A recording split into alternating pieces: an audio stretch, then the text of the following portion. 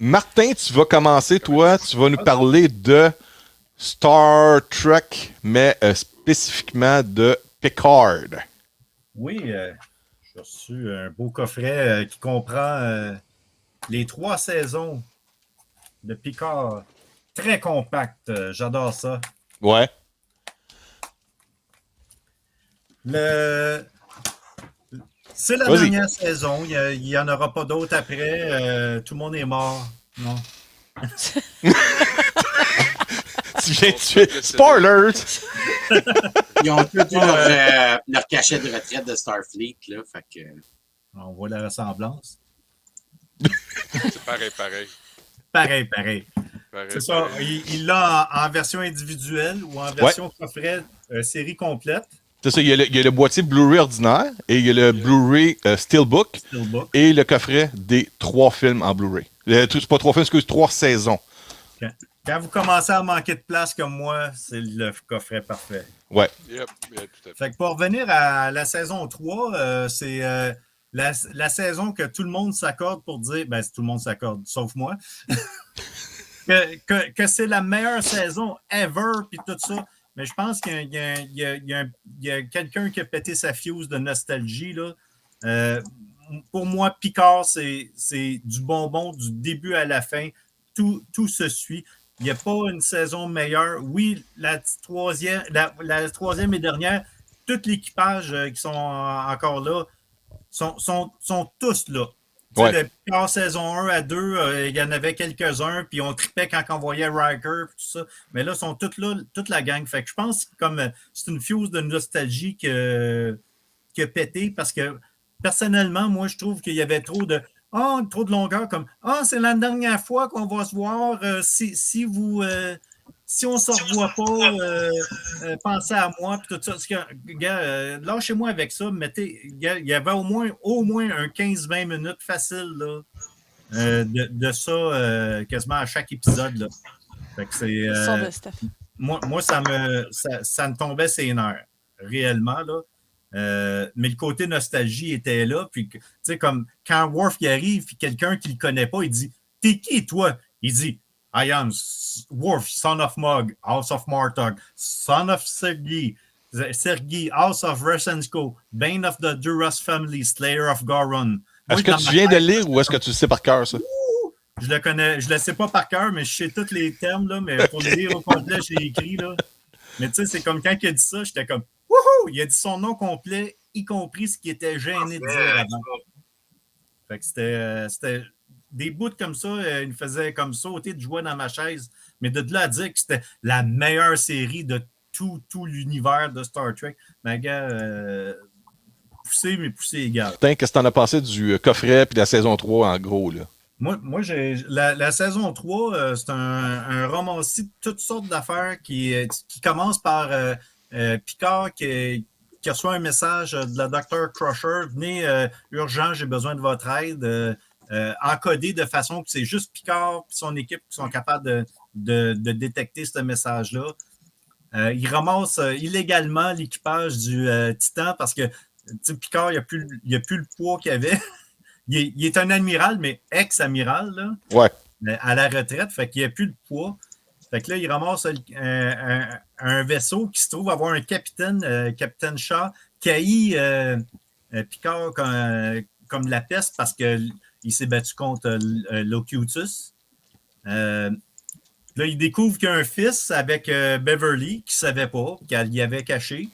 Puis, entre-temps, il rencontre un ennemi qui s'appelle Vadik, qui a un plan pour détruire le Starfleet et tout l'univers humain, dont le fils de Picard est un secret. Et comme je suis tombé en bas de ma chaise, puis j'ai applaudi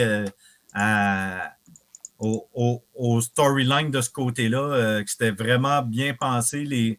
Les gens qui ont créé ce bout du scénario, là, bravo.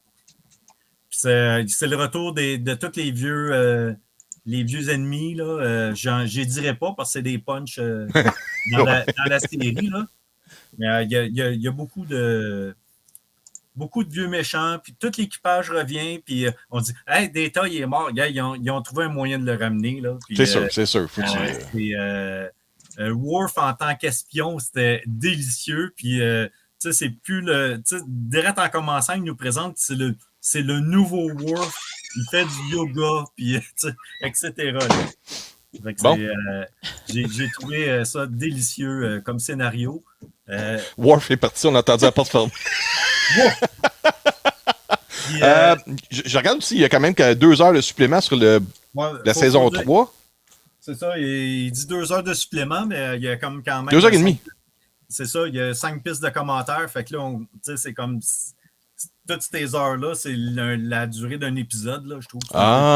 Dire qu'il y a 2 heures. Mais c'est les pistes de commentaires, j'en ai écouté une couple.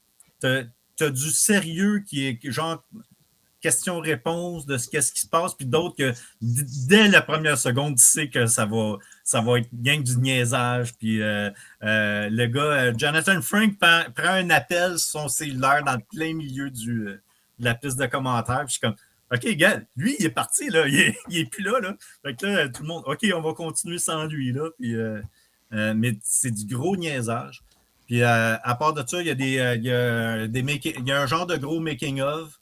Il y a un documentaire sur la réunion de l'équipe, la reconstruction. Ils refont un Enterprise D au complet. Le pont. Le vaisseau. Le pont, c'est ça avait été détruit quand Next Generation il est fini. Ils ont fait un film, si on se souvient bien, le bridge était comme fini, là. Ouais. Il était scrap, puis là, ils en ont refait un, là. Juste que la direction du grain du bois, c'était hallucinant, là. Juste montrer en gros, il y a 7 heures. Sur le coffret des 3 saisons, il y a au-dessus de 7 heures de supplément. Là. Je vais juste montrer rapidement là, pour ceux qui voudraient voir le coffret des 3 saisons. C'est ça, puis c'est les mêmes que sur les disques individuels. Il n'y a rien d'exclusif dans ce coffret. Ouais. Non, mais c'est pas pire, ça. La méchante, là, ouais. Il y a un documentaire sur la méchante. J'avais pas. Je la connais pas, là. C'est la méchante, c'est Amanda Plummer. C'est la fille de Christopher Plummer qui fait la méchante. To be or not moi, je to ne connaissais be. pas le visage, mais elle était vraiment une méchante qui fait peur aux Klingons. C'est celle que le toupette qu'on voit en arrière, là, que le toupette ici, là, sa boîte, là, elle a comme un toupette qui descend dans le front. Là. C'est elle, hein, je pense. Ça se peut-tu? Regarde, Martin, je vais te montrer en gros, là. Ici, là. Oui, c'est elle. C'est elle, hein? Oui, elle est pas belle. Elle n'est pas belle, elle n'est pas fine. Puis, tu sais, les Klingons, ils la servent, puis c'est comme... ils n'ont peur de elle, puis quand ils n'ont pas assez peur, ben, ça arrange qu'ils aient peur. Puis, j'ai trouvé...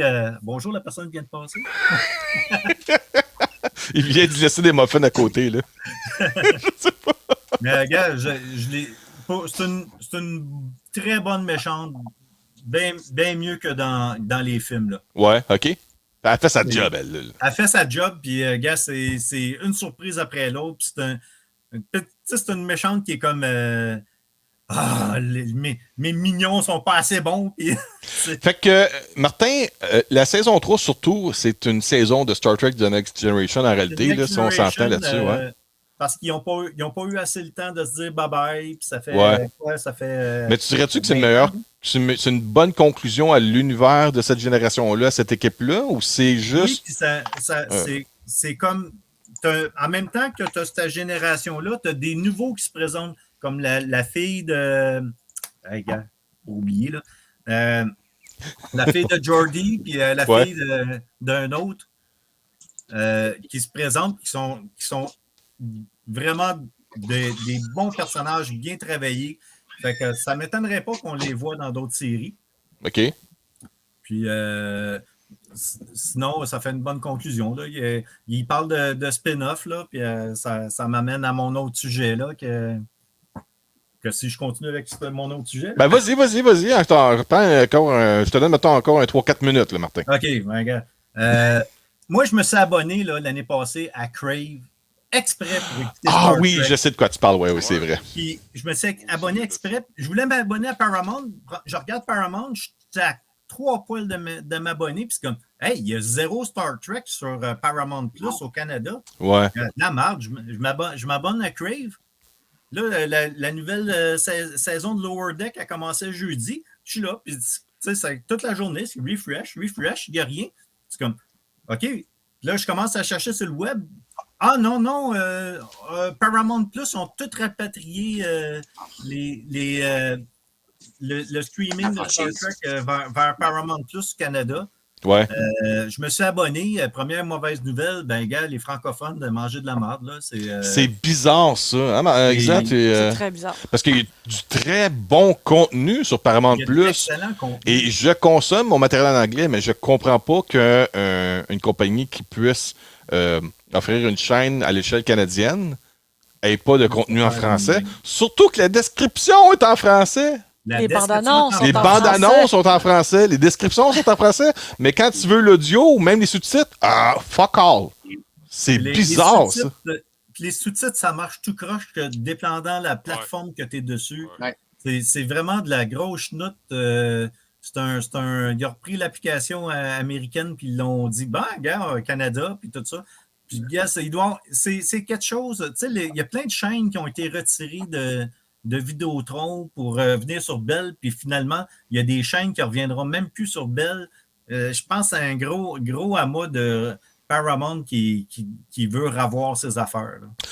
Oui, sauf qu'il pourrait-tu au moins offrir le contenu français pour le public francophone? C'est bizarre, ça. Écoute, je peux pas... Moi, je suis pas le porte-étendard de l'unilingue francophone québécois. Je parle anglais-français, puis je consomme mon matériel en langue d'origine. Si c'est en anglais, je vais l'écouter en anglais. Bon, sauf que je peux comprendre une chose, c'est qu'il y a quelqu'un qui part au site qui va se fâcher un moment donné au Québec, là, c'est sûr.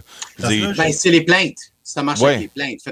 C'est sûr que je vais faire une plainte quelque part parce que comme là, on prend notre budget puis on rajoute 10 pièces par mois.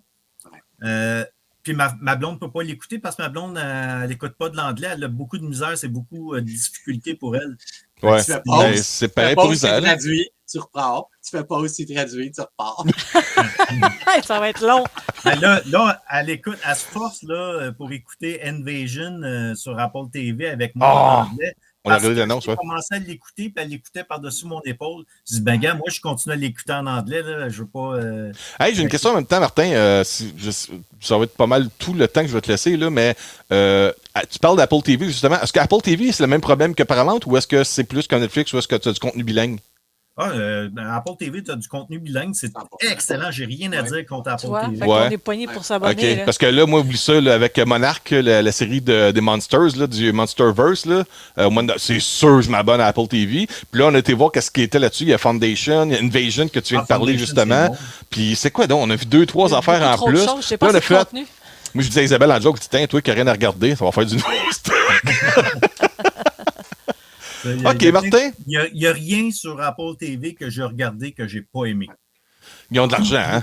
Ils ont de l'argent. C'est tout bien fait, la qualité. La finition de chaque décor, chaque épisode. Moi, je suis 100% dans Foundation. Foundation, oui. C'est moi qui ai tout mémoire. C'est moi qui ai tout mémoire. C'est moi spécialiste des films mémoire.